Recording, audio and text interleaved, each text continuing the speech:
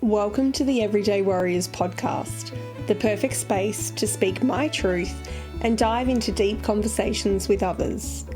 This podcast is about celebrating everyday warriors, the people who face life's challenges head on, breaking through obstacles to build resilience, strength, and courage. Join me, your host, Trudy Marie, as I sit down with inspiring individuals who have fought their own battles and emerged stronger, sharing raw, real, and authentic stories in a safe space, allowing you to explore, question, and find your own path to new possibilities. Let us all embrace the warrior within and realize that while no one is walking in your shoes, others are on this same path, journeying through life together. Please note that the following podcast may contain discussions or topics that could be triggering or distressing for some listeners. I aim to provide informative and supportive content, but understand that certain things may evoke strong emotions or memories. If you find yourself feeling overwhelmed or in need of support while listening, I encourage you to pause the podcast and take a break.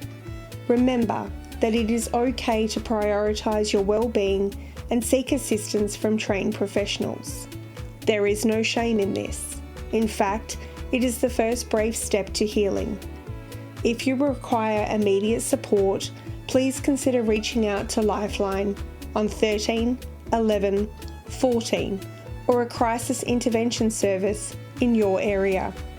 Thank you for listening, and please take care of yourself as you engage with the content of this podcast. Love the Everyday Warriors podcast? It would mean the world to me if you were to leave a 5-star review to ensure that the Everyday Warriors podcast is heard by more listeners around the world. You can also support the show for as little as $5 with a one-time donation or by becoming a monthly subscriber. Your contribution helps me to continue bringing you inspiring stories of everyday warriors who overcome challenges to find strength, resilience, and new possibilities in life. Head to the link to buy me a coffee and fuel the next episode. Every bit counts. If you're looking for an inspiring story of resilience, healing, and rediscovering yourself, then my book, Everyday Warrior From Frontline to Freedom, is for you. It is my memoir of hiking the 1,000-kilometre Bibbulmun Track, a journey that was as much about finding my way back to myself as it was about conquering the trail, through the highs and lows and everything in between. This book is taken from my journals and is my raw and honest experience of overcoming trauma and embracing the strength within. Grab your copy now. Just head to the link in the show notes and let's take this journey together. Welcome to another episode of the Everyday Warriors podcast. And today I'm here with a lady who was actually referred to me by MG, who appeared on the show back in June. And I am so glad that we connected. So I would like to welcome to the show Shaunace from Perth. Thank you very much. It's an honour to be here. You're so welcome. I'd like to start your story back where I think life changed for you quite dramatically, which I believe happened around 2019. Yes, that is absolutely where everything changed for me. So 2019 is a huge year for me. I think that everything that could have happened possibly happened in that year and the next. And prior to 2019, I prided myself on being a high achiever. So 2019, I was working full-time as a pediatric occupational therapist. I had worked really, really hard to become a senior in my role. So I was at a company where I go from schools to homes to daycares, and I work with the teachers and the educators and the children one-on-one or in educational sessions, deliver workshops. And at that time, I really, really wanted to become a senior in my role, but it usually took about 10 years to do that. And I was only about 3 years out of uni. Maybe, no, at that time I might have been about 5, but at 3 years I made that connection and became a senior in that space. 2019 was also when we just moved into our new house, taken on a mortgage. I had just gotten engaged, so I was planning a wedding, also planning a honeymoon. And February 2019 was when I was diagnosed with breast cancer. Because of my high achieving self and being this independent woman, a strong independent woman, as my parents raised me to be, the very fact that I had been diagnosed with cancer just threw me for, I was in total denial. I didn't want anyone to know. And so I kept it as secret as I could. I snuck out of work for a few weeks to go have a double mastectomy and a reconstruction. And then I came back well before I was ready and just continued working like nothing had changed. I kept planning the wedding, kept planning the honeymoon. Because I wasn't able to do any of the physical things that I did before the double mastectomy. So, before the double mastectomy, I was training with the local circus school as an aerial silks performer. I was also teaching in disadvantaged children in the circus school doing that. I was an advanced pole dancer, literally flipped myself upside down with my bare arms, just, ab city, and kickboxer, and anything you can imagine, rock climber, I was doing.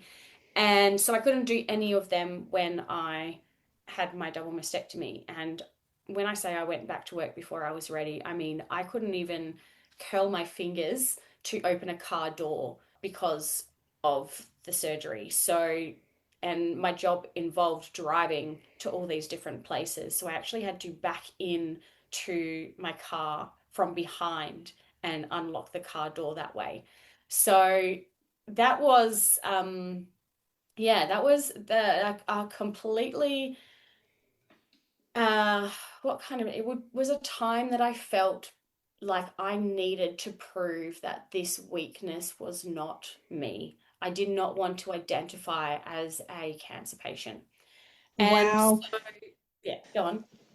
Yeah, I was just going to say, like, just listening to you list off all of those things, that you are literally in the prime of your life, Mhm. having succeeded at becoming a senior in your chosen career path.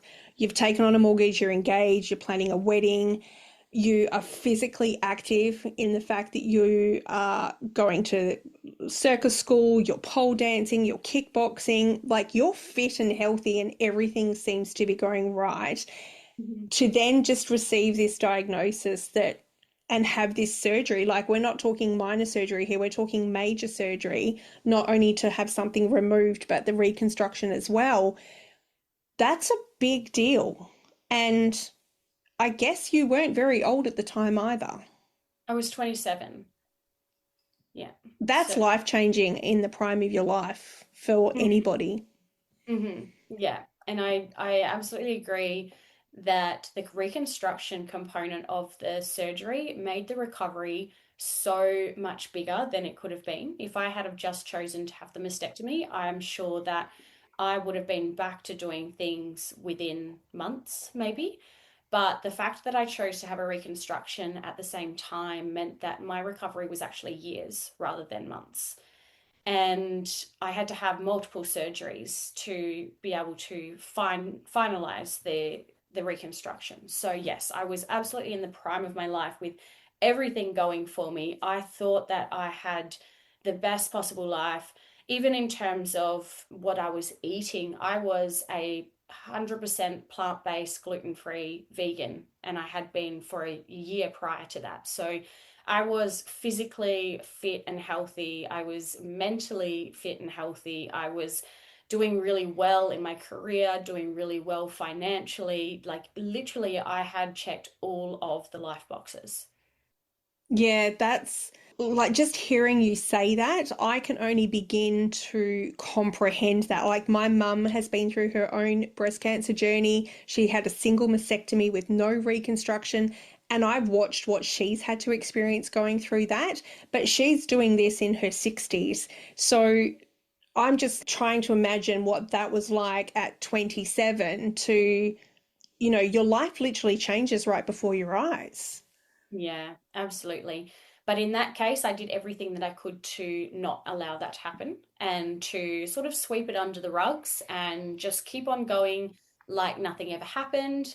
The wedding went ahead, and me being my high achieving self, I needed to try to get back to that physically fit, well state, but I couldn't with my newly reconstructed muscles and tendons, and everything had been placed in different sections.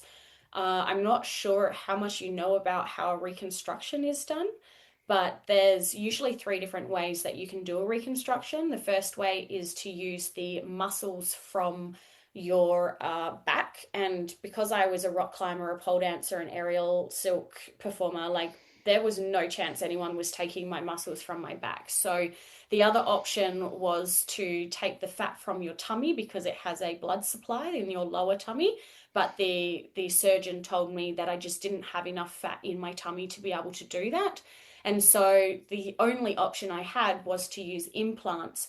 But when it comes to a reconstruction that has no breast tissue, a usual breast augmentation, a boob job, which so many people after this tried to say that they understood where I was coming from because they'd had a boob job. It is nothing like a boob job. Most boob jobs, they sit the implant on top of the existing tissue. But because I had no breast tissue, they had to pry my breast muscle, so my pectoral muscle, from my bone, and then put a tissue expander in it. And then every week for the next, I think, 3 to 6 months, I would go into the doctor's office and he would inject more saline solution into the tissue expander to stretch my pectoral muscle until it was big enough and stretched enough that we could put a permanent implant in there.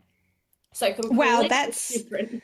that's like a effort in itself. Like, not only are you dealing with this whole idea of having to have this reconstructive surgery, but to have so much physical impact on Mhm. your body.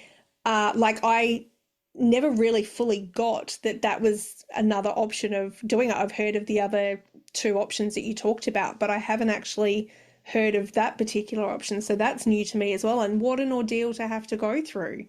Yes, which meant that I had to have a second surgery as well. And given that I was also getting married, going on a honeymoon, like doing all of these other parts to the puzzle, which, weddings are a huge part to, like, everything was about planning this wedding. And because I got diagnosed in February, 2 weeks later was getting wheeled in for the double mastectomy, the wedding was planned for September. So I literally had, like, I don't know, months to plan this wedding. Anyway, so I came out of that surgery knowing that the only thing I could really do in terms of exercise and recovery was yoga. And instead of just using yoga as my way of healing and recovering, I, my high achieving self, needed to become the yoga teacher. So as well as getting married and taking on a mortgage, I bought a new car that year as well, and it was completely outright cash. Like, it was a really big celebratory milestone. Like, there was all these parts to it, but then I also added on a 12-month yoga teaching training on top of that. So we fast track to a year later. We're now February the following year, and I'm getting my second surgery done.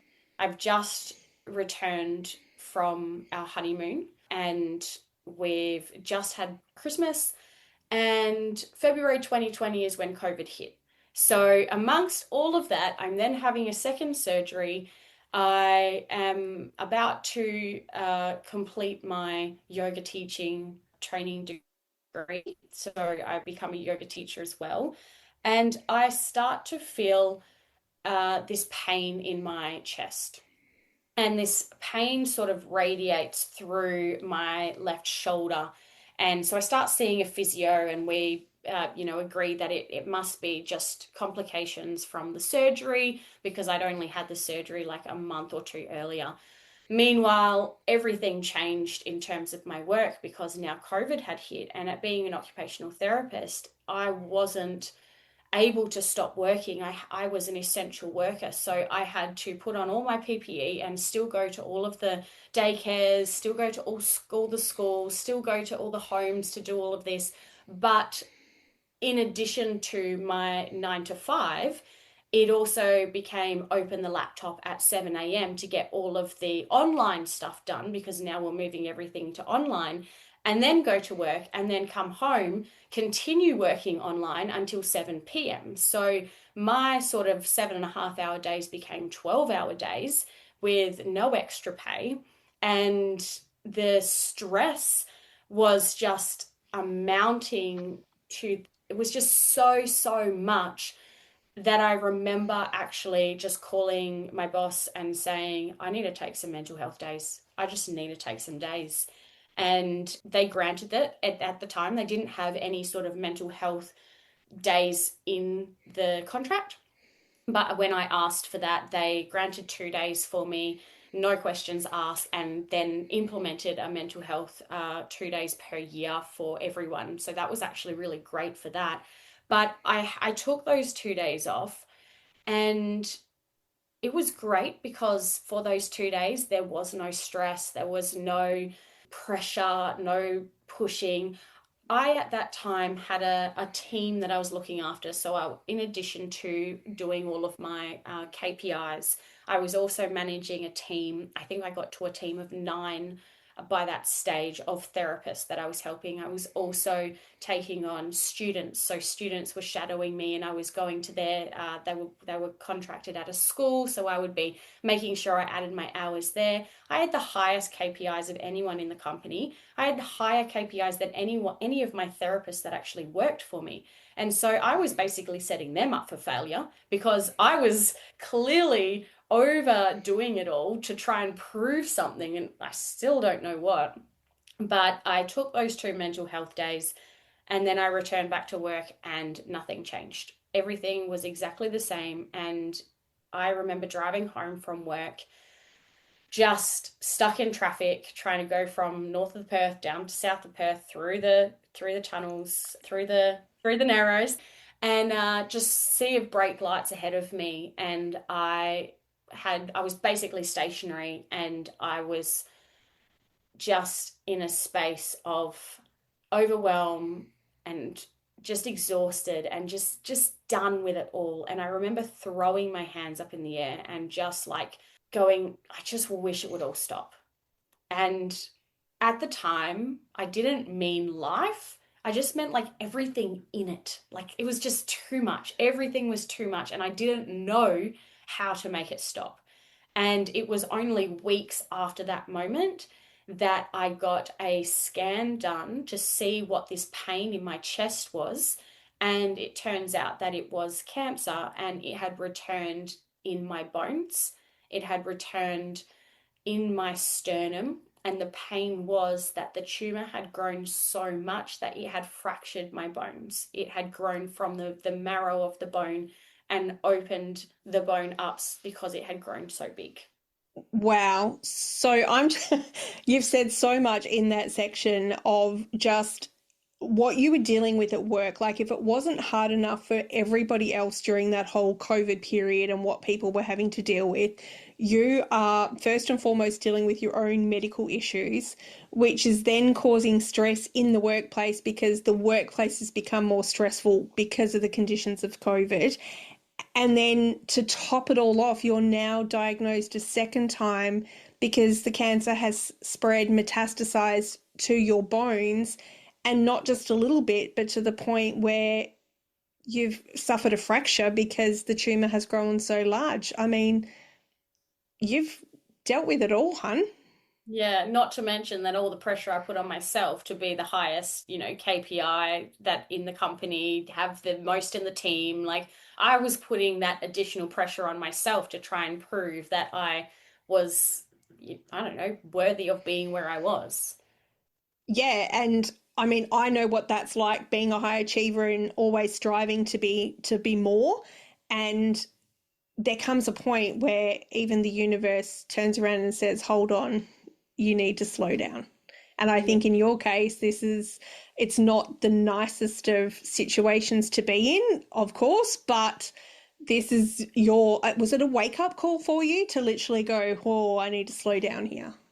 Yeah, I couldn't think of anything else other than death that would have made me stop doing what I was doing. I literally asked the universe for it to all stop, and it was delivered to me weeks later in the most like devastating way.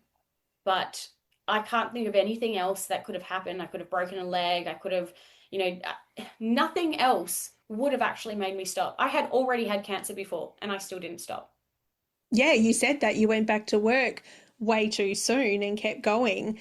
And now this was a revisit to be like, you didn't get the message the first time. Maybe we need to listen the second time. How was that for you? One, did you stop? And two, what was your treatment this time around? Because obviously, cancer in the bones is completely different to breast cancer. Yes, you're right. So it's still classed as breast cancer, but because it's metastasized to the bones, it's you can't just replace bones. You can't just take out a bone. If they took out my chest, like there's nothing holding my chest together. The tumor was holding my chest together. So the pain that I had that was radiating through my shoulders was the fractures that my sternum had received from the tumor, and it was growing really quickly. So did I stop? Yes. Short answer, yes. Long answer, I stopped everything. I straight away went, now it's not just, an inconvenience. It is literally life or death. So I gave my notice in at work, said, I'll do one more week to tidy everything up, and then I'm off indefinitely. They said, "Oh, what are we going to tell everyone?" I said, "Just let me do Houdini. Let me just do a sneaky exit. You don't need to tell anyone anything." And they were like, "Yeah, but you're like a big face in the company. Everyone's going to notice." And I said, "Well, wait for them to notice. If they do ask, just say I'm on holidays. I'm away." Like, we don't need to explain anything to anyone. It's not their business. So I stopped work.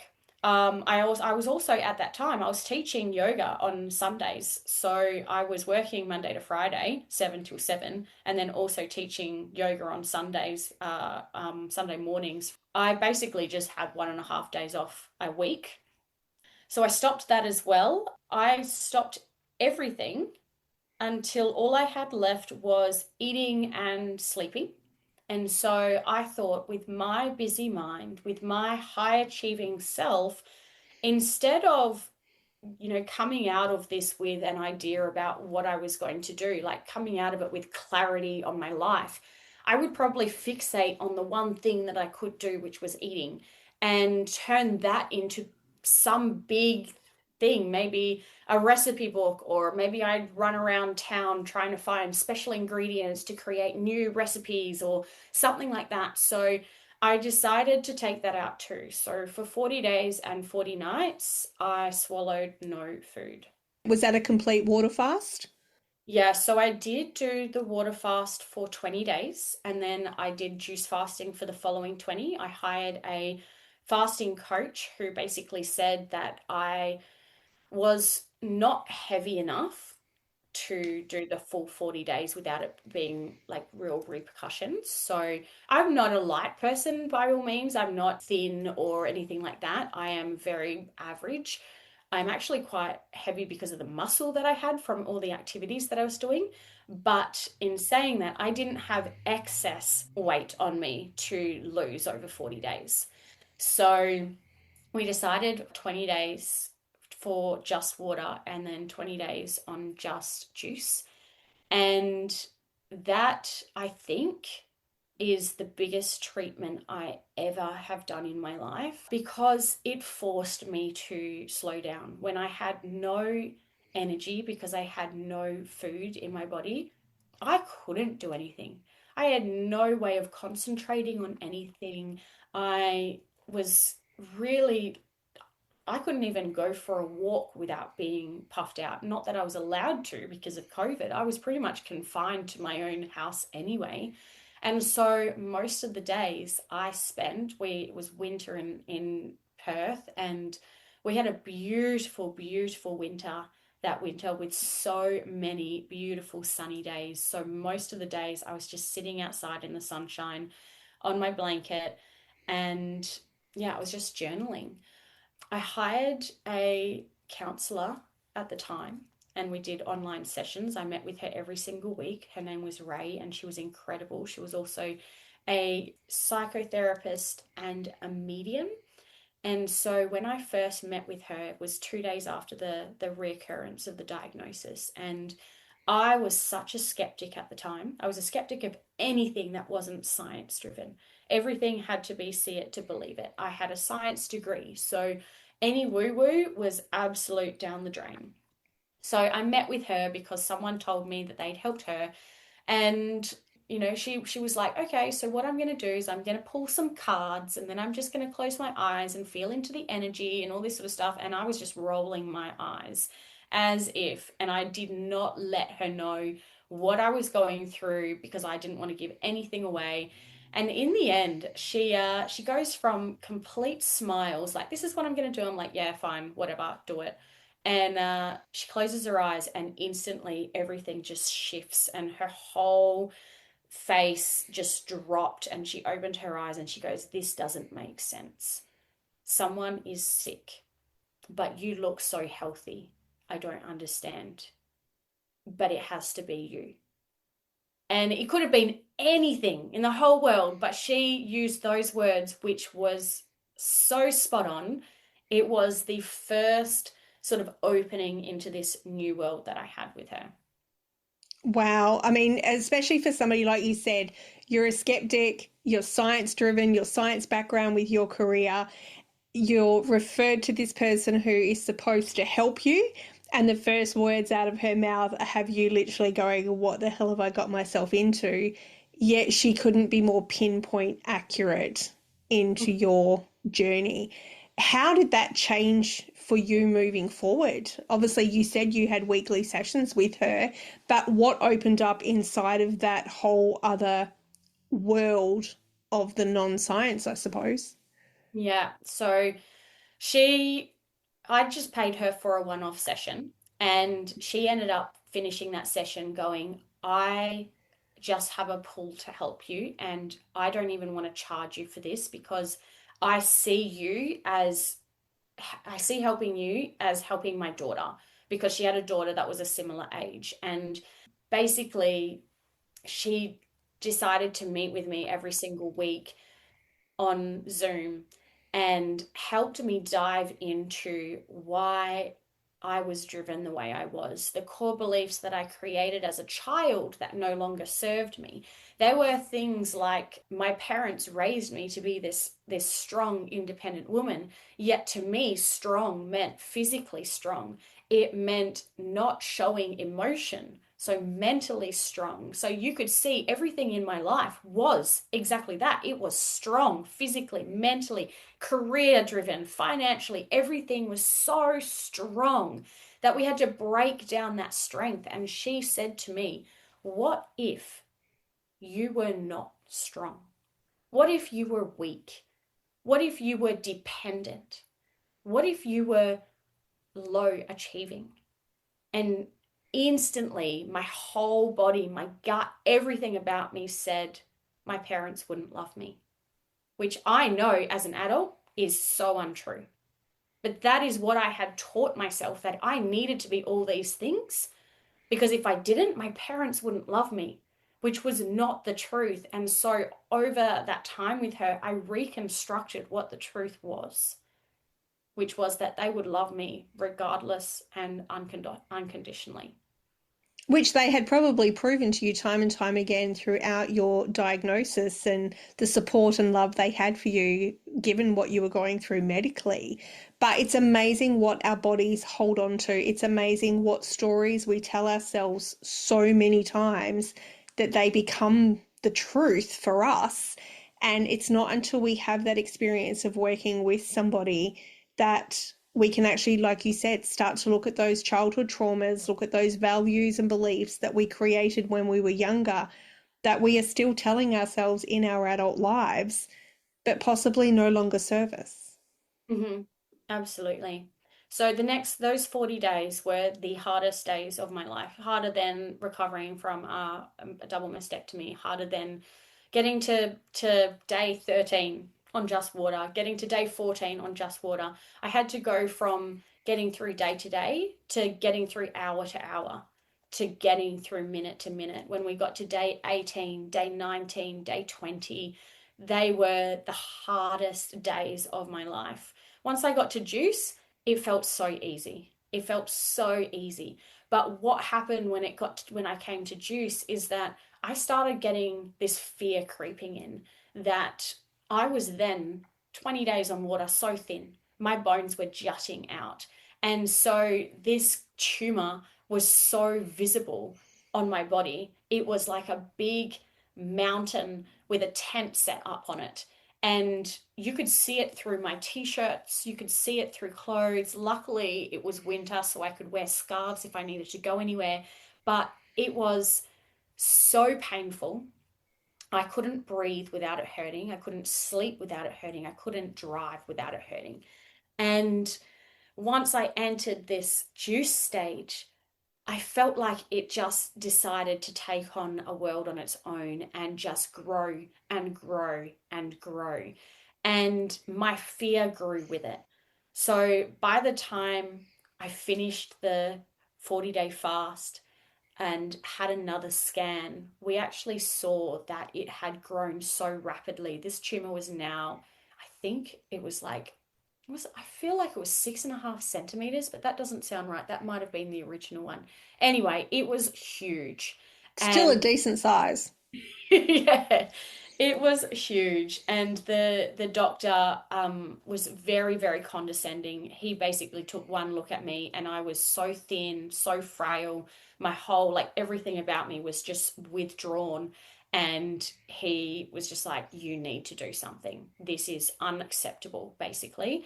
And up until that point, one of the things that Ray had asked me was, when was the last time you cried? Like, how many times have you cried since your diagnosis? And I answered very honestly that I hadn't. I hadn't cried. She asked me if I'd cried in my first diagnosis. I said I cried a little bit, not really. I almost cried when I was in hospital after my mastectomy, when they told me that I should have chemo. I started to a little bit cry then. But other than that, I hadn't cried since I was 11 years old. That's huge for you to be so detached from your body that you could not express emotions, because most people will bottle up for a certain period or for certain things, but they will find release somewhere along the line. But for you to have not one but two cancer diagnoses and to not be emotive during that time, I have no words on that. Like how did that reshape you, and what did you do to literally go through that crying, I Mm-hmm. suppose, episode? Because I guarantee that's where you're leading to.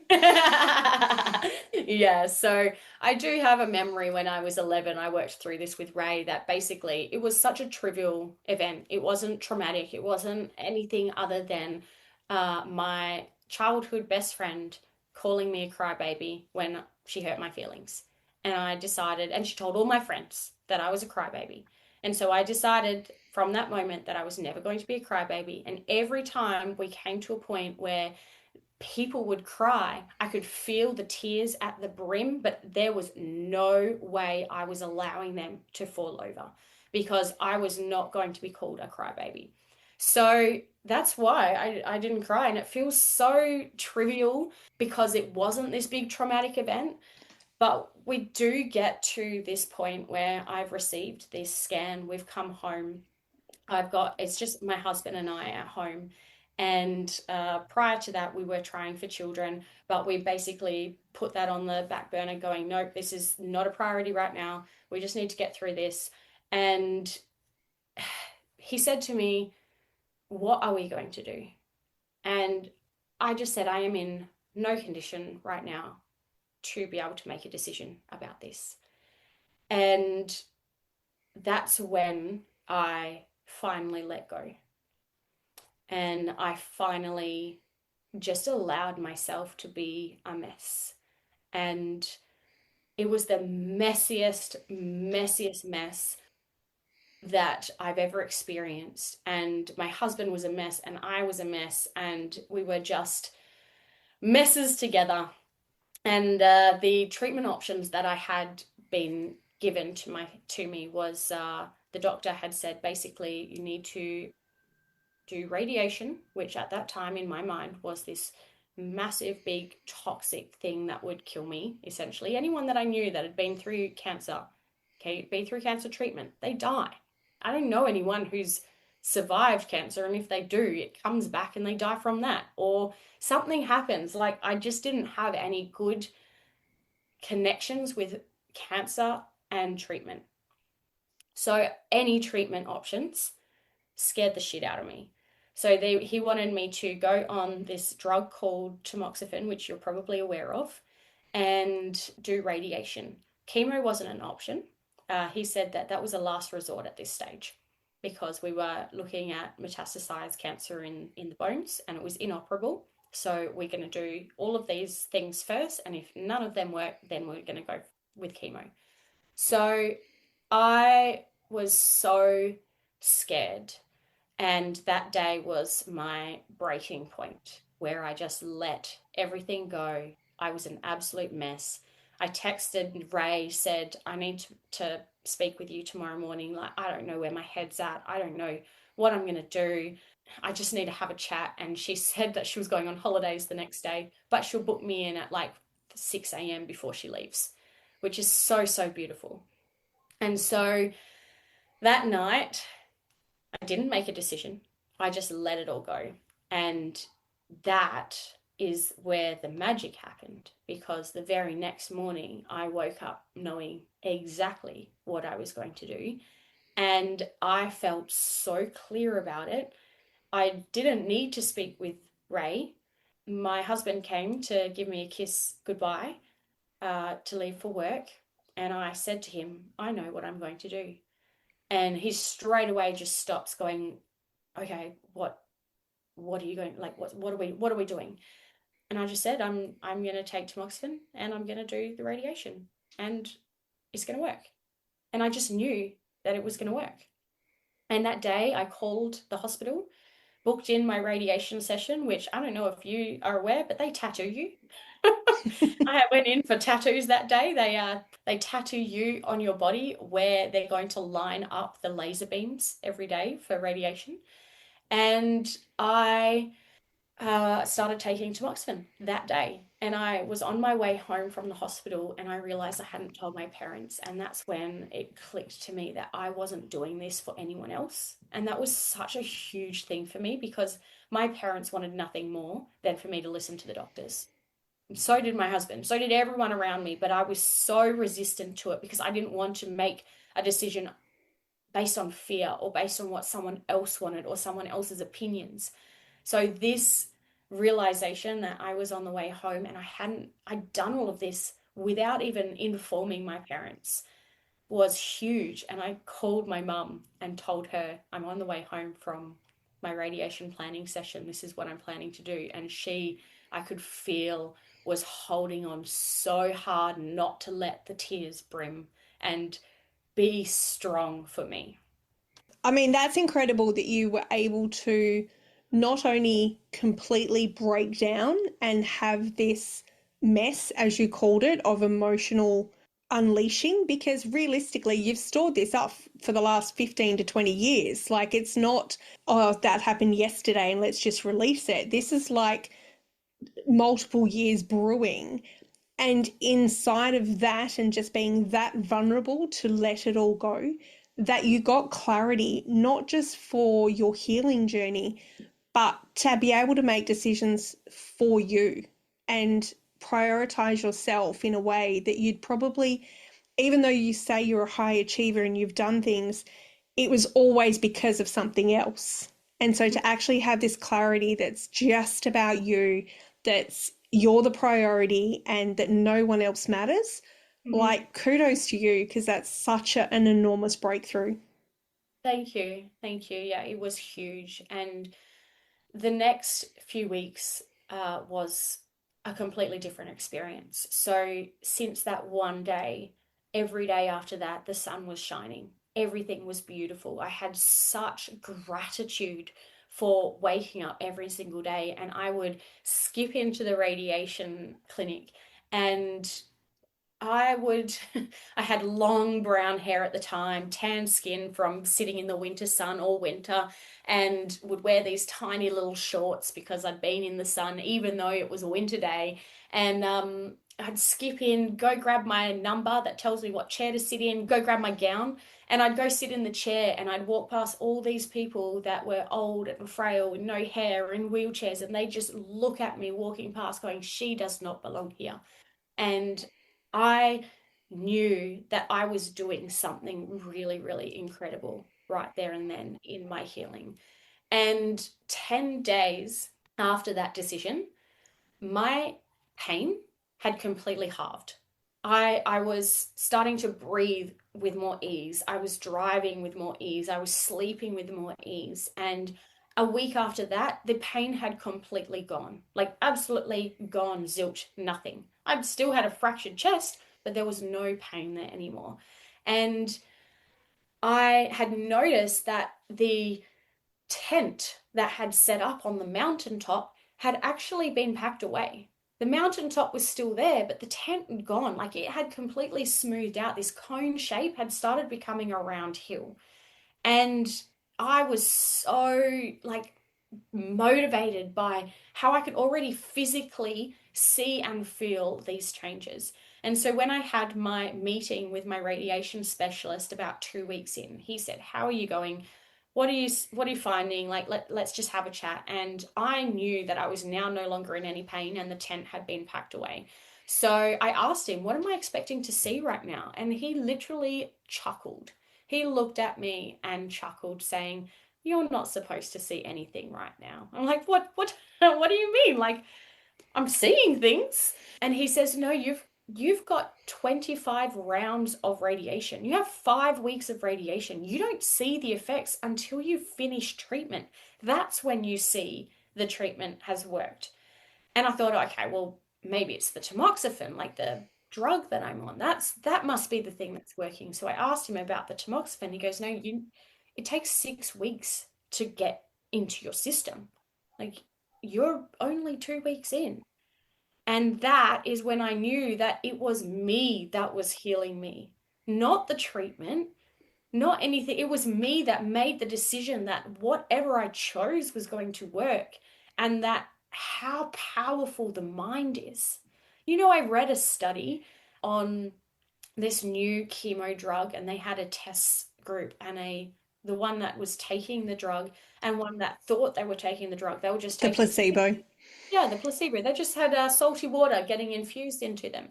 30% of the saline solution group lost their hair. They were just receiving salty water.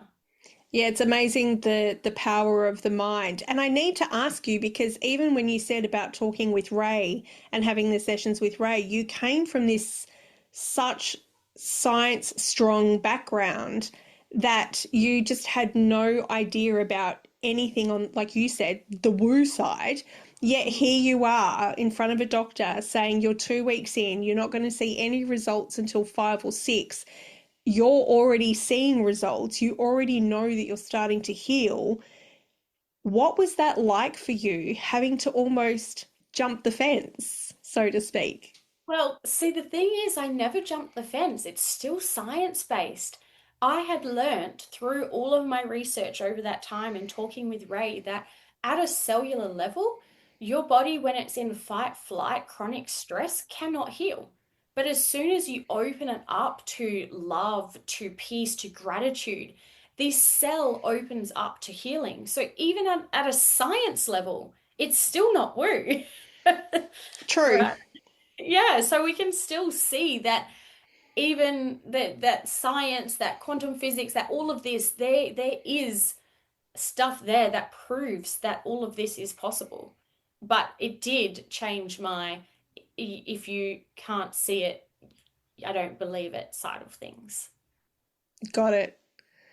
And how did that then progress your treatment moving forward? Like, obviously, you're sitting here today. What Mm. was that like then going forward from that experience? So the next year was pretty incredible. We do go through a bit of heartbreak after that, but the next year, so we got to the end of the 5 weeks, and that whole hillside had moved on. It was just a flat plain now. They had completely flattened it out, ready to plant a new house. But it was, I was in such a new space of I'm trying to work out what is my new identity. Like now that I'm not working full time and I never wanted to do that again, I am still like attached to being an occupational therapist, but I'm not as attached to it anymore. I'm still attached to my long dark hair because that's been my whole identity for my whole life, but maybe I don't really need it. Like there was all these bits and pieces in here that I was exploring. I was exploring like what I was putting in and on my body. And one of the things that happened during my radiation was I got invited to a makeup workshop, a look good, feel better makeup workshop. And I couldn't think of anything worse than being in a room full of cancer patients, getting makeup applied to them. So I filled out the forms, politely ticking no. And then the following week, they actually sent me a package with all of this skincare and makeup. And I assume it's because they thought I couldn't attend. And so they sent it to me. And what I found was I started looking at what was in these products. And it was full of carcinogens, neurotoxins, and endocrine disruptors. And it did not go past me that they had given me a cancer foundation had given a cancer patient with a hormone driven cancer, mind you, cancer causing and hormone disrupting products. So I then started the journey of trying to find better products. I started changing up all my cleaning products, all of my makeup, and skincare was the one thing that I really, really struggled with. There was so many cleaning products out on the market now. It's amazing. Like they've been around for a really long time, but skincare, the natural products were a bit shit, to be fair. And even if they were somewhat okay, they didn't give that beautiful luxury feeling. They didn't give that you are worthy of these fine products. And this box was full of fine products. There was $300 foundations from France, and the radiation people, the nurses, they were like, you just use QV at the chemist, the one that you buy in 1 liter tubs. That's disgusting. Why would I want to do that? Everyone gets these beautiful products and I got to buy QV. So I wondered, what if this was my purpose? What if I'm supposed to create this product? And so I did. And I called it 1111 Lab. I'd never done business before. Never ever had done business before. I'd always been in the health industry. And here I was going, all right, where am I going to find a manufacturer to make these products? How am I going to find a cosmetic formulator to actually do, all of these different lotions and creams? And what even am I going to create with them? Like, how do I know what to put in them? And am I supposed to know what to put in them? And then where do I get the labels from? Where do I get the bottles from? So all of these things I had to figure out. And it was all before Christmas of that year that I had decided that and launched it the following year. right before Christmas, my family and I decided to go on a family holiday. We weren't allowed to travel out of the state yet because of COVID, but we hired RVs and went down south. And it was during that time that we decided to get a beautiful little puppy dog. Because children was, a bit of a moot point at that stage, we thought, why not get a beautiful little puppy dog? I'm not going to be working full time anymore. I'm going to be at home. I can look after this beautiful life. And so we got this little cavoodle called Ruby, and she taught me so much because up until we got her, I was between the end of my fast and up until we got her was probably about 6 months. And every single day I was out and about doing something. I can't even tell you what I was doing, but I never was at home. And so I was trying to fill my days, and once I got her, she gave me permission to stay at home with her because I had to look after her and just be there for her because she's this tiny little puppy. And whenever I would leave for 5 minutes, I'd come back and she'd be waggling her tail, and she lives so in the moment, gratitude for every single moment that she lives. And I thought I can learn so much for her. So the following year was literally me going to yoga, 9:30 classes so I could sleep in, not waking up to an alarm, creating this new business, this new skincare line, and raising a gorgeous little puppy. That's such a nice place to kind of come to after the trauma that you've been through in the last couple of years, to find the simple gratitude in your weekly routine of creating something from nothing with your skincare line, and to love another little life that, okay, it's not children for the time being, but your body is not ready for that given the trauma it's been through, but you still then can focus your attention somewhere else and have that pure joy on a daily basis. Yeah, absolutely. So for a little while, it was looking really, really good.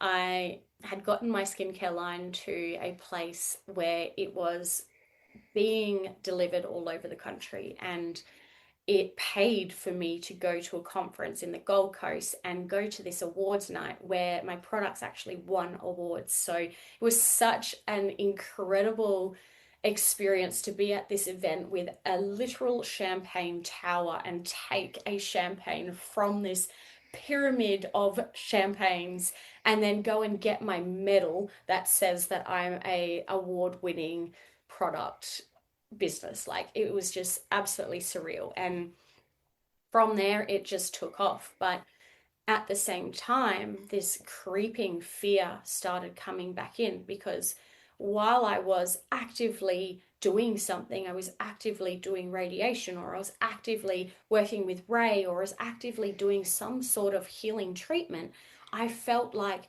my mind, that was this powerful thing, was ruling the roost and doing a really, really fucking good job at it.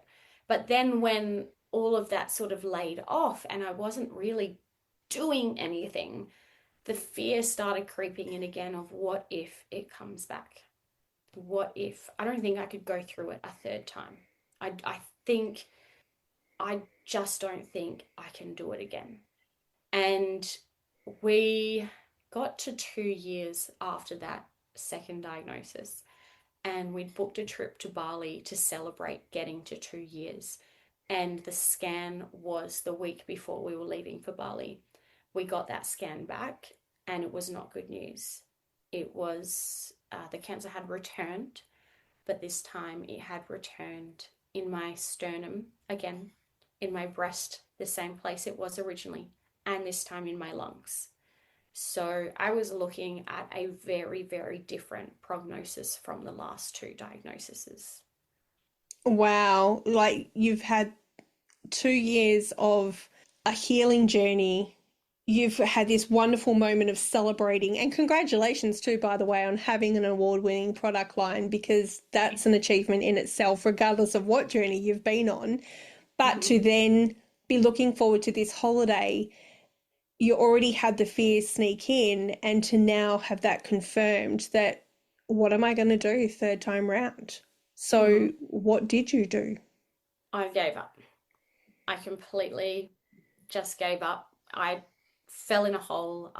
Not for long, not for long, mind you, but when I was told in that hospital clinic room that it had returned, I just said, fine, whatever. Like, I'd been fighting for so long to do what I had decided to do, and it all had come to this. And so I just handed the control over to the doctor and said, fuck it.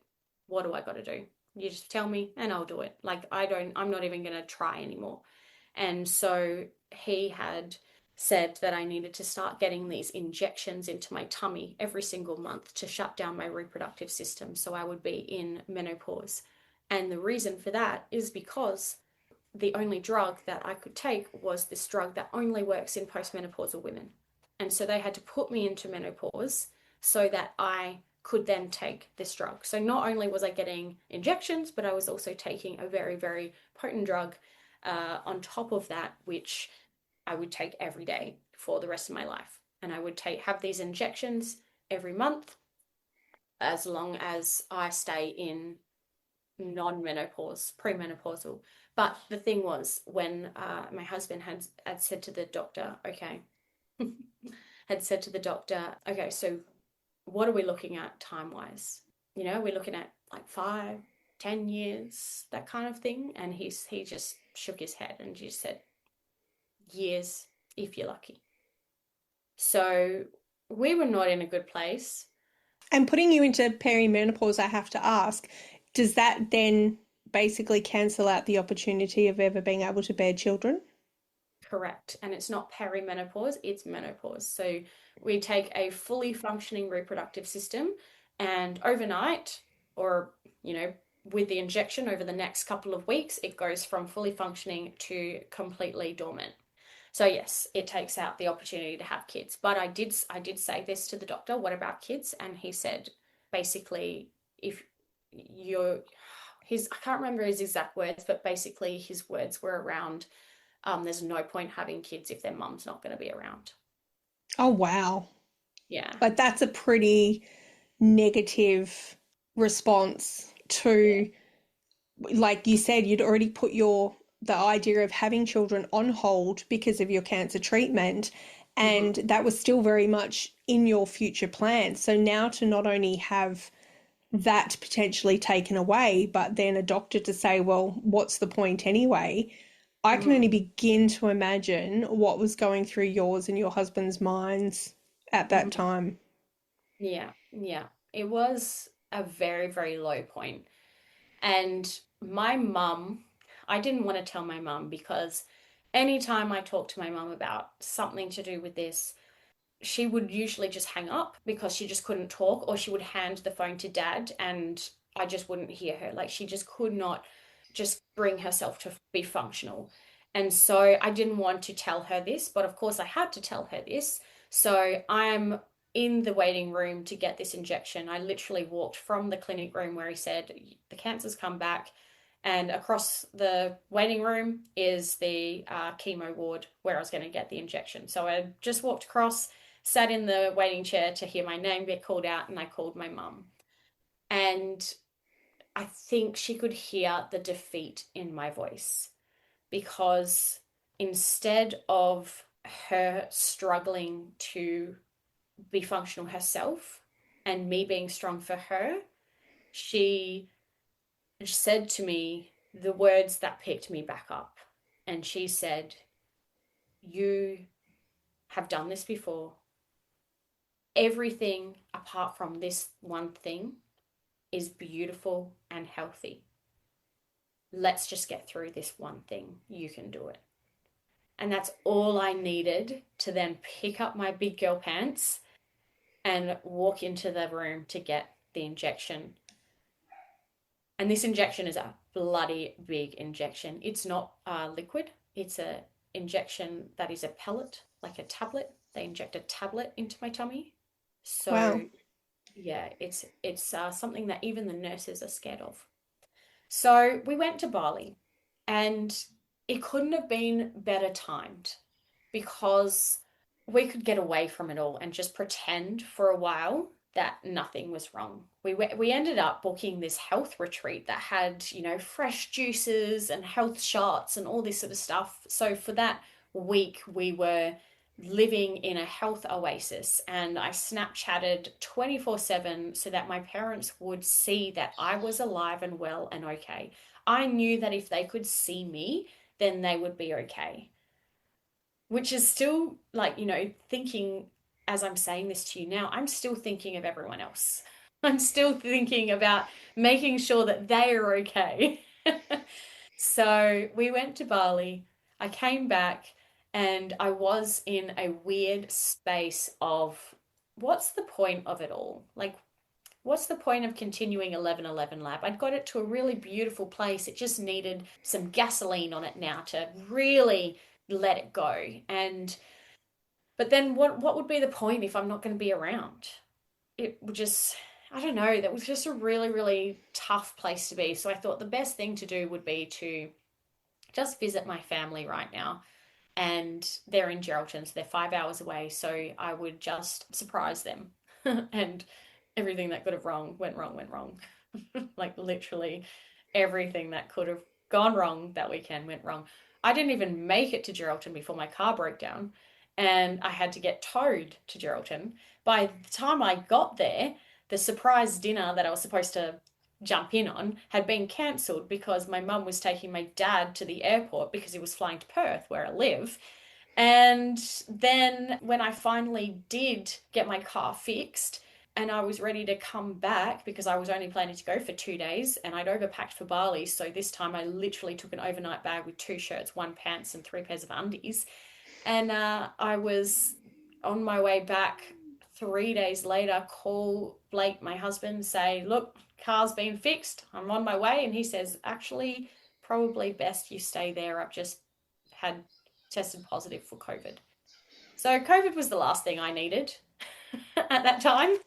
I can imagine, like you've literally described, this worst case scenario, like you weren't lying in the fact that everything went wrong, and now to have this on top of it. Yeah, it's almost like, okay, life, you've thrown me enough punches. What now? Yeah, exactly. So I didn't even bring my laptop, so there wasn't even a way for me to distract myself with my laptop. Yeah, so I ended up staying in Geraldton with my family for 9 days instead of the original two, which meant that I had to wear my mum's clothes the whole time. And I didn't have my laptop, so I couldn't work on 1111 Lab. And so all I did was look at what I hadn't done yet. It was like this new leaf, what's that saying? A new lease on life.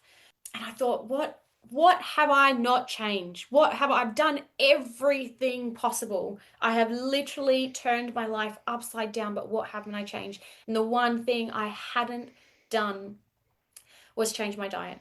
And the reason was because I was on 100% plant-based diet. I was already eating what research tells us is the most anti-cancer diet. And so I never thought I needed to change it. But I started looking at cancer in a different way. Instead of looking at it as a genetic disease or anything like that, I started looking at it as more of a metabolic disease. And if that was the case, then I just needed to work out what was feeding it and then cut that source. And so I knew, without even looking at the research, that the two main sources of fuel was my hormones, estrogen, which I was already blocking with the menopause, just coincidentally. And then the second fuel source was glucose.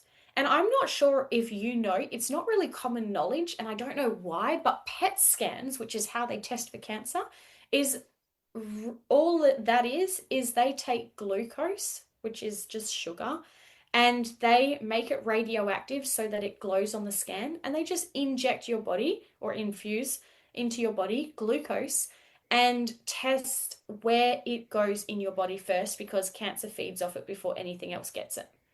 Like that is it. That's all a PET scan is. So if we know this, then why isn't the first thing that the doctors suggest is cut all glucose? I never knew that myself, and that is such a, and I don't want to say easy fix, but it's like it's one of the most obvious things. If that's what a PET scan is and that's what a PET scan does, is why would you not? But then that's a whole other conversation that we don't need to go into, is it? So I looked at my diet and went, all right, if I cut glucose. What am I left with? And a plant-based diet is 100% glucose. So what am I left with is meat, cheese, eggs, basically an animal-based diet, which absolutely repulsed me. Hmm. Completely repulsed me. I had started a vegan or a plant-based diet for my husband's health reasons, and we had turned into ethical vegans along the way. And so the very thought of eating meat repulsed me, but I was not opposed to it. I thought, if this is the one thing that I haven't explored, what if this is the answer? Why wouldn't I try it? So I started sitting on that during that 9 days, and unbeknownst to me, my parents had been eating a carnivore diet for the last 6 months and not told me about it. Because every time I visited them, they stocked their fridge full of their daughter's favorite vegan food. And this time, because it was a surprise, they didn't have time to stock their fridge, and it had no fruit, no veg, no fiber, no anything, just meat and eggs. And I was like, what is going on here? And it turns out my parents had been eating a carnivore diet and basically like turned back all of their own health issues. So I started thinking on that. I thought, okay, what if I just gave it a go? Like, I literally have nothing to lose right now. What if I just gave it a go?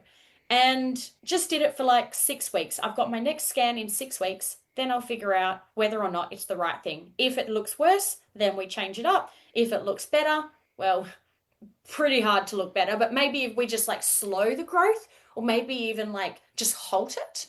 And I started thinking, what else can I do? What else can I do to block these pathways? And so it turned me into this mad scientist researching. And luckily, I had a science degree, so I understand how to look at studies and how to read studies.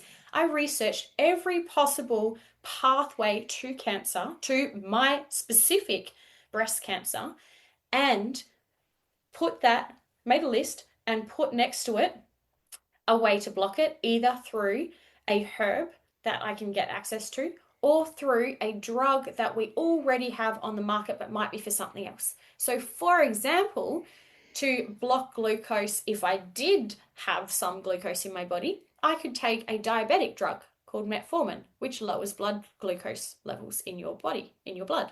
And then what if it decides to use the fat pathway because it's exhausted the glucose pathway, and essentially I'm going to be in a ketosis environment because I'm going to be running on the backup fuel source, which is ketones instead of glucose. So then I could take a high cholesterol drug to block the fats through a statin. So I started coming up with this list of like these really low toxic drugs that people take every single day for their whole life for chronic conditions. And I created this cocktail of off-label drugs, of herbs, and a specific diet that basically just eliminates all of the pathways, blocks all the pathways. And I thought, what have I got to lose? I went doctor shopping, found a doctor that will just prescribe everything for me, had to make up a few stories, and the next scan showed 75% reduction in tumors. Wow. Just Yeah. from taking the time to research, understand your own body, look at what wasn't already being done. Like you said, had done pretty much nearly everything else, what was still available to look at. Mhm. And you were able to, again, heal yourself, but in a different way this time. Yes. Yeah, absolutely. I think the first time I ignored it. The second time I went full woo woo. And this third time I went, we need to blend it all. Let's bring it all together. And so I saw in that next scan that the tumor in my lungs had completely gone and the others had shrunk. So I knew I was onto something and it was just a matter of time. I just needed to see it out. So I created this new life again. And I saw in this life that 1111 Labs started to thrive. Everything started to thrive. I started running retreats for my yoga, and I would put on these half-day retreats for women who were high achievers and exhausted. Let's give them the space. And then I started upskilling myself in neuro-linguistic programming, NLP, and hypnotherapy, and all of these other things that really look at the mind and the power of the mind and how to actually utilize that to its fullest. I had a whole decade at that stage of coaching under my belt through my OT background, through my occupational therapy background. And so I already had the skills as a coach. And now I had the skills from my experience through this journey through 3 times cancer. And now I also had NLP, hypnotherapy. I had a whole bunch of other things that I added in there. I added in breath work, so I'm a breath work facilitator. And then all I needed to do was test it out on a subject. And so I did that. And I first did it through an application process. I was like, right, I'm just going to do one of this for no cost, just test it out like a beta program. And I put out on my social media that I'm going to put applications out, and I only needed one application. That's all I needed. And I got quite a few applications, and I read through them all, and they were all right. I was looking for that perfect person, and I ended up finding one of the applications in there. She scared the absolute shit out of me because she had had 20 years of therapy already and was still hadn't been able to work for the last 2 years, was basically depressed and suicidal, had oodles and oodles of isms and lists and diagnosis and this and that. But the question at the bottom of my application was, why do you think you should have this program? And she said, because I deserve it. And I just knew right then and there that if I'm going to do this at no cost, I'm going to take on the most challenging person and do everything I can. Because if I just made a tiny little change in this person's life, then that would be enough. But also the fact that she had made the decision that she is worthy of doing something like this, that she deserves it, was already indication enough to me that she was ready to make that change. And so I started working with her. I did 7 weeks with her. After 7 weeks, she sent me a video of her sitting at her favorite beach with tears running down her cheeks, saying, I am so in love with my life, and I'm so proud of me and us, and I can't believe we've gotten this far in such a short amount of time. She then spent the next 3 months solo traveling through Europe. Like, Wow. And I think that it's important to touch on here is that you, like you said, you had all these applications and that one stood out. And what we don't ever realize or fully comprehend, and I even say this with the podcast, is you never get the ripple effect that that has on the people that we touch. Because yes, you changed her life, because obviously for her to then go be in the situation and condition she was in, that she could then solo travel through Europe. But now her friends, her family, her colleagues, the people in her life are now impacted by that one experience. And I'm sure along the way, and even people listening to this particular episode, will we never fully get the impact our story has on somebody else's life. absolutely true. Yeah, so she was a couple of years ago now, and even now, she is one of my very best friends that we went from sharing this original thing together, and she still every day tells me that I am the angel that came to change her life, which is so, so beautiful. And now, a few years later, I get to do this on, I wouldn't say a larger scale, because I still only work with a select few people at any one time because I want to make the maximum amount of difference. But I get to do it again and again and again and invest myself in these people and really see such incredible amounts of change in such short amount of time. It is truly doable. So from there, um, I am running 1111 Lab. I am doing my coaching. I'm doing retreats probably once a quarter, and I'm doing my yoga. But at the same time, I'm still living this glorious life. I don't ever wake up to an alarm. I do 9:30 yoga classes. I walk my dog in the afternoons when the sun's setting. Some of my favorite people are at the dog park. And then I get to work with people during the day. I get to work on my favorite things. And my newest venture is actually something that I started at the beginning of this year. And it started off, someone once told me that the way you should be starting new businesses is by solving the problems of your other businesses. And so, one of the things that happened with 1111 Lab is that it grew really quickly in a short amount of time. Once I hit that sort of 2 to 3 year mark, I had stopped fumbling around and went, let's go all in. But with that comes a whole lot of extra workload.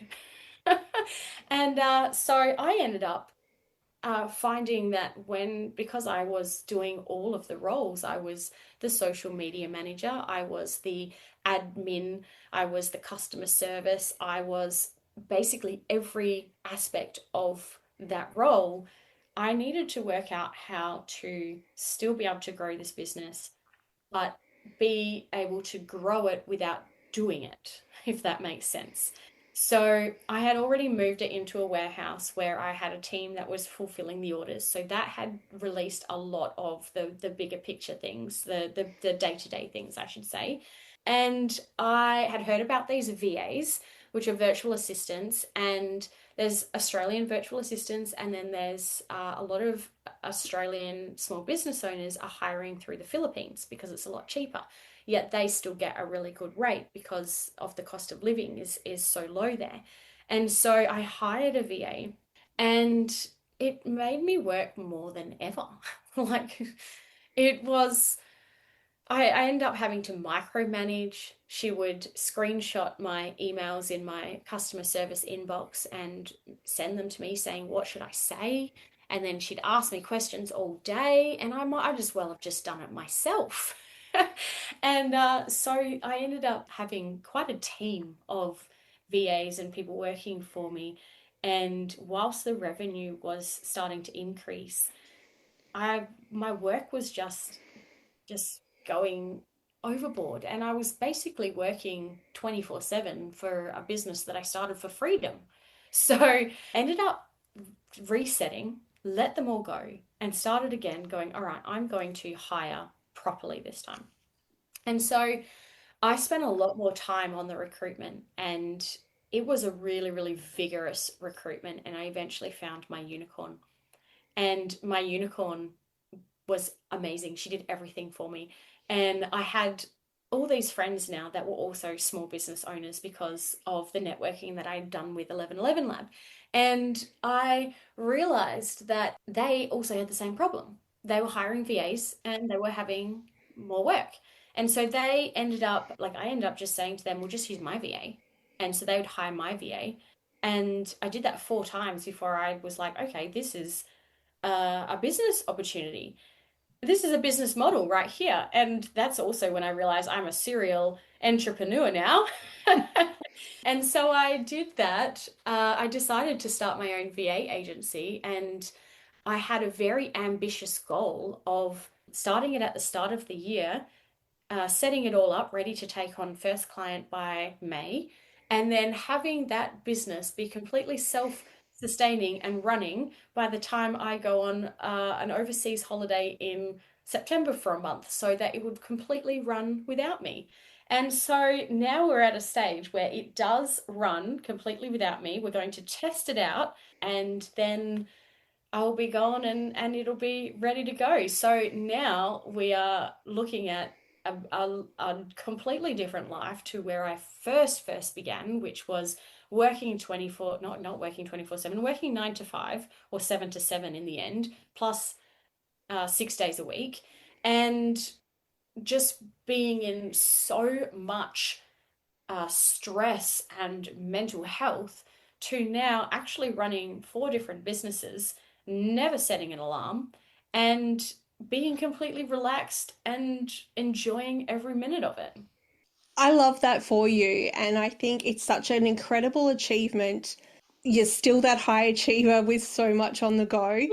And it wouldn't surprise me. I do human design as well, and it wouldn't be surprised me if you're a manifesting generator because they're people who have stuff on the go all the time. And what's there for me though is that do you think through all this journey of the cancer, and don't get me wrong, no one would ever want to go through any one of those stages, let alone go through three of them, but it has put you on the path to what your purpose is in life in this lifetime? Yeah, 100%. So, firstly, I am also into human design, and I also thought I was a manifesting generator, and I was very disappointed when I learned I was a projector. But actually, a projector makes so much sense because projectors are coaches and mentors, True. and almost all projectors burn out in some way or other form by the time they're 40. So it definitely makes sense that I have a very uh, limited but potent energy source that I protect by all means possible and then deliver the most potent type of coaching or impact with my clients. So that's human design side. Love human design. And then, yes, I wouldn't change it for the world. Everything needed to happen exactly as it did so that I could be exactly where I am right now. Got it. And I have two last questions for you, just as sort of an overarching thing. Obviously, you've been through this treatment now that doesn't allow you to have children of your own. Is there still plans for you to create a family in the future with your husband? That's a whole another journey I went through. I first had to, like, I was mourning the loss of my breast to begin with because I was never going to be able to breastfeed, let alone, like, there was never a point in my mind at that stage that I wouldn't even be able to have children. I was just worrying about being a good mother and being able to breastfeed. So then that took a whole nother journey around breastfeeding does not equal good mother, they just need love. But I have babies all around me. I'm in that age where all of my friends, all of my family have babies and 4 year olds everywhere, and I get to love and cherish them as an auntie, as a godmother, all of those parts. And then I also get to give them back and come home to my beautiful, quiet home. And it's given us, my husband and I, a really beautiful opportunity to look at it as, do we want children because society expects us to have children or because we actually want to have children? I grew up always just expecting that I would be a mother, and it was a huge tank on my heart to learn that I was going to not be able to mother my own children. So we've actually moved into a beautiful acceptance of look at the impact we can have on all the children around us without having children ourselves. Look at how much we can do in our life without taking on extra stress, because I know children are stressful, and we know that stress does not work well on cancer. So whether or not we don't have children is still open. I will never have children out of this body. Adoption in Australia is not an option. So if we do decide to do something down the track, it will likely be surrogacy. Surrogacy is also very expensive. So there's costs involved. There is a potential to foster in Australia. It's a very complicated system and they never belong to you. They will always belong to the government. So then there's always that aspect. So it's actually a very, very complicated answer. So for right now, we're very, very happy with being just the two of us with our little fur baby. I love that you've created that new perspective around that concept. And the second question I have is you spoke before about being tattooed for radiation, Yeah. and also obviously you have your reconstructive and mastectomy scars. How does that play on a day-to-day living of literally having these symbols of your journey? Yeah. So I've gotten very used to having bare breasts. I don't have nipples. I had them removed. And so I have just these faint scars there now, which will have to be opened up and taken, the implants removed and replaced every 10 years. So I've always got that in my mind that that's going to be an ongoing thing. I have tried those nipple tattoo, like temporary tattoos, and the first time I did it, I didn't get them central, and it was a good laugh. It was really entertaining. But then when I did get it central, my husband and I ended up learning that we really like the blank canvas. We actually are quite happy with it. And there's a lot of perks, mind the pun, there's a lot of perks to them because I haven't worn a bra in 5 years. And I have perky breasts and they should be starting to gravitate. I will never get nipple fripple, like I'll never be noticeably cold, and I never have to worry about seeing anything through a white t-shirt. So there's a lot of, ups to it. There's a lot of downs as well, but I don't focus on them. I focus on the ups. In terms of the tattoo, I have 3 tattoo dots. One on my chest, which looks like a really off-center freckle, and people always point it out and laugh they laugh initially, and then they're like, oh, maybe I shouldn't have brought that up when I say what it's from. But if they know me well enough, then they know that I have a bit of dark humor and that we can always laugh about this. But the ones on my sides, I have gotten a rather large cover-up. This one little dot has got a big, beautiful tattoo all the way around it now. So yes, I actually have turned that into such a beautiful memento, I guess. In terms of the cancer, which I haven't addressed, it's been almost 2 years since the scans came back clear.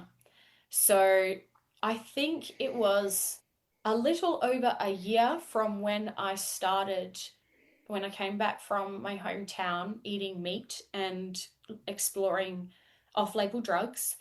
It was a little over a year before I got the all clear, and there was absolutely nothing left in my body. And that all clear was almost 2 years ago. That's incredible for you to be in a remission phase and like to have a clear body that shows no signs of the beast that literally tested you those years prior to take you on a whole new journey. And you are still only in your mid-30s. Like, you literally have a lifetime ahead of you in whatever shape or form that takes. Mm-hmm, mm-hmm. Yeah, I don't like the word remission because remission gives the feeling that it will return. So I also don't like the word survivor because I I feel like thriver is a much better term. So I've always said, that they are clear scans. I don't usually say cancer free or anything like that because then it entails that there should be something there that's not. So if they're just clear, they are clear and healthy. So the last diagnosis was over 3 years ago now, and I'm not expecting another one in the future.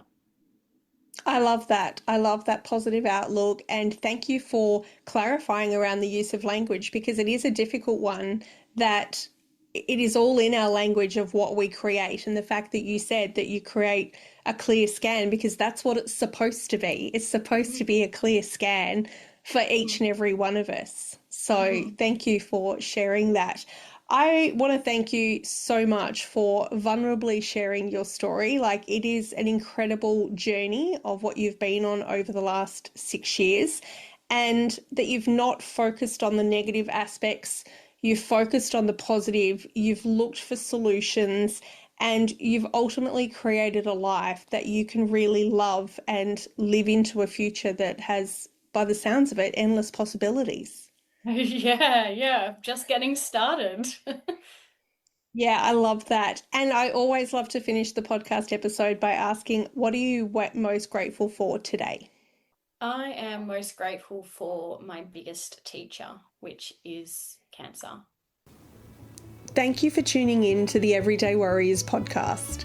If you have an idea for a future episode or a story you'd like to share yourself, then please reach out and message me, as I am always up for real, raw and authentic conversations with other everyday warriors. Also, be sure to subscribe so that you can download all the latest episodes as they are published, and spread the word to your family and friends and colleagues so they can listen in too. If you're sharing on social media, please be sure to tag me so that I can personally acknowledge you. I'm always open to comment about how these episodes have resonated with you, the listener. And remember, lead with love as you live this one wild and precious life.